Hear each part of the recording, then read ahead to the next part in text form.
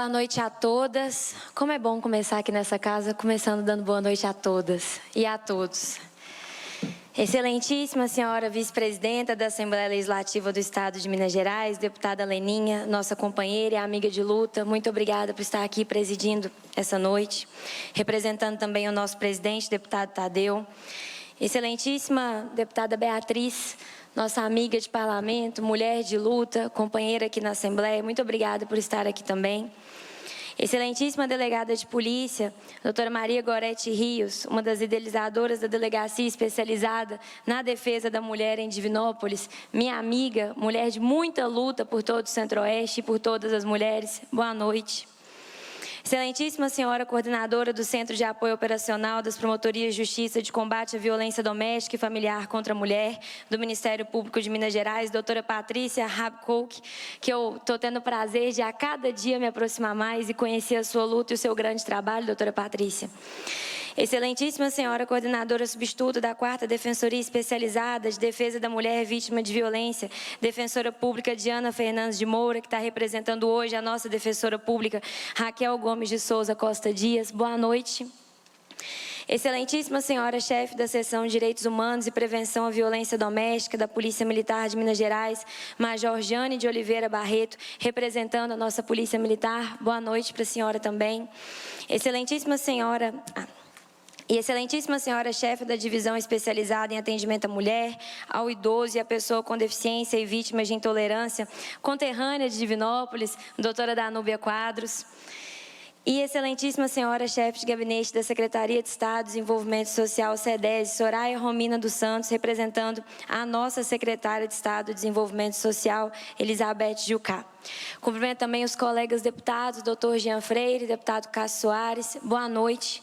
Cumprimento as vereadoras presentes, cumprimento todas as mulheres de luta dos movimentos sociais, nossas vice-prefeitas, todos e todas que estão presentes aqui hoje, para que a gente possa ter essa discussão tão importante sobre o aniversário da Lei Maria da Penha e a homenagem também a uma mulher que muito lutou para que as nossas mulheres pudessem viver e existir em paz. Eu tinha pensado numa fala para hoje, e eu tinha 3 folhas de discurso impressas, sabe, Leninha? E aí aconteceu o que aconteceu no dia de hoje. Eu fui vítima de uma ameaça e decidi não trazer o que eu ia falar, para falar um pouco mais do que estava pensando e do que estava passando no meu coração aqui hoje. Quando a gente fala da Lei Maria da Penha, a gente está falando sobre uma lei que é uma das mais completas, está entre as 3 melhores legislações de proteção à mulher de todo o planeta.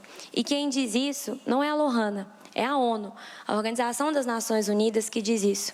A mesma ONU que levou o Brasil na justiça por causa da sua inação em relação a todas as agressões que a Maria da Penha sofreu quando ela era vítima do algoz, o ex-companheiro dela. Enquanto a Maria da Penha era eletrocutada, apanhava, era violentada, era desrespeitada, ficou numa cadeira de rodas e o Brasil não fazia absolutamente nada enquanto país para garantir a sua segurança, precisou de uma corte internacional chamar esse país à responsabilidade para que a gente se sentisse obrigado a tomar uma decisão que é tão básica e que está garantida na Constituição de 88 para todos e todas nós, que é a de fazer com que as nossas mulheres tenham o direito de existir e de viver em segurança. E aí a gente analisa o que nós caminhamos e o que nós evoluímos.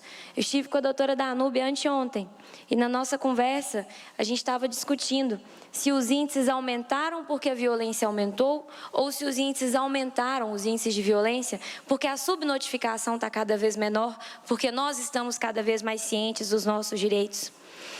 E quando a gente teve essa conversa, a gente não conseguiu chegar a uma decisão de qual que é o nosso ponto de vista, né? Eu, a doutora Danúbia, a doutora Karine, que também estava lá na Casa da Mulher. Mas é preciso dizer que nós, de fato, ganhamos mais consciência sobre o que nós podemos e o que nós não podemos pleitear enquanto cidadãs. E à medida que a Lei Maria da Penha abarca as mais diversas formas de violência que uma mulher pode sofrer, já que quando a gente está falando de feminicídio, a gente está falando só da ponta do iceberg, a ponta pior, a ponta mais drástica, a ponta mais inaceitável.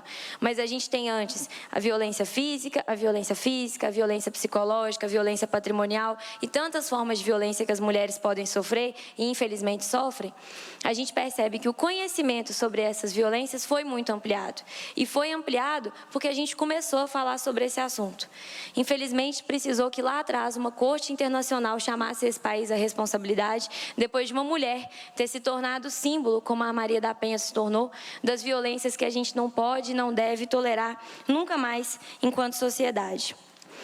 E a gente percebe também que as mulheres nas mais altas posições de poder continuam sofrendo violências, o que quer dizer que a violência contra a mulher é a mais democrática que existe.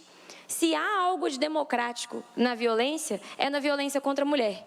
A violência contra a mulher atinge as mulheres brancas, mais as mulheres negras, mas atinge as mulheres brancas, atinge as mulheres ricas, pobres, só que as classes mais ricas silenciam, tratam a coisa de uma forma mais acobertada, o que é muito pior.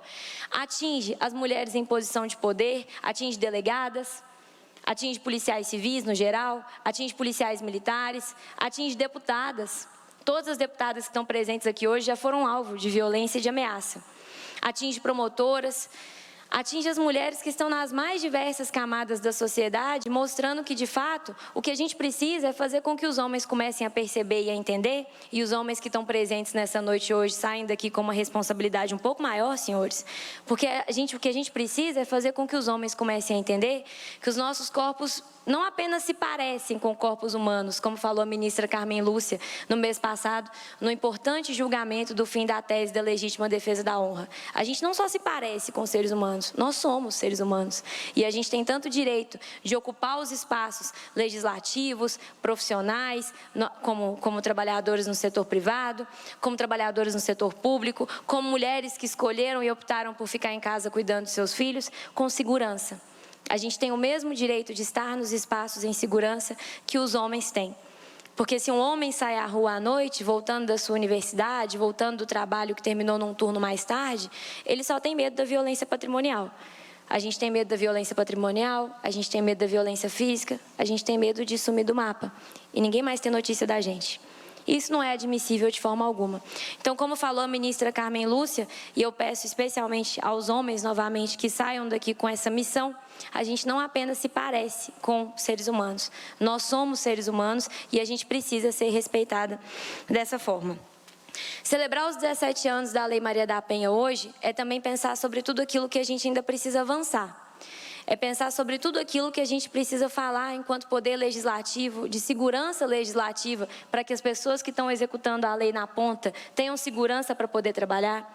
É pensar sobre como a gente precisa fortalecer mecanismos dentro da Lei Maria da Penha que ainda são deixados de lado e que a gente ouviu hoje sobre como são sérios, como os grupos de reabilitação de homens, já que esses homens que agrediram mulheres lá atrás continuam na sociedade. E se continuam na sociedade, e a gente acredita em reabilitação, a gente precisa fazer com que esses homens entendam a seriedade do que eles fizeram e voltem para sociedades diferentes, com o comprometimento de, muito além de não cometerem novas violências, serem também agentes de mudança. A gente precisa fazer e implementar na prática muitos aspectos da Lei Maria da Penha, que tão bem redigida, uma das melhores do mundo, ainda não são implementados na prática.